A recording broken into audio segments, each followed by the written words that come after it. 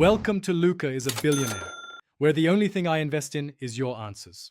You start by confirming lamp ratings and the supply voltage so you do not overload any bulb. Once done, strip about 1/2 of insulation from each wire end and identify positive and negative leads. Make sure to turn off the power at the source and lock it out if possible. Use a multimeter to verify 0 voltage at terminals. You will work methodically from the power source toward the last lamp to avoid reversing polarity and creating a short. You connect the supply positive to the first lamp positive terminal, making a secure screw or solder joint. This ensures good contact and low resistance.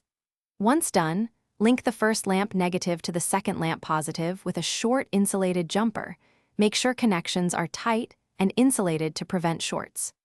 Continue chain-wise until the last lamp, where the last lamp negative becomes the return lead. You should see a clear path for current.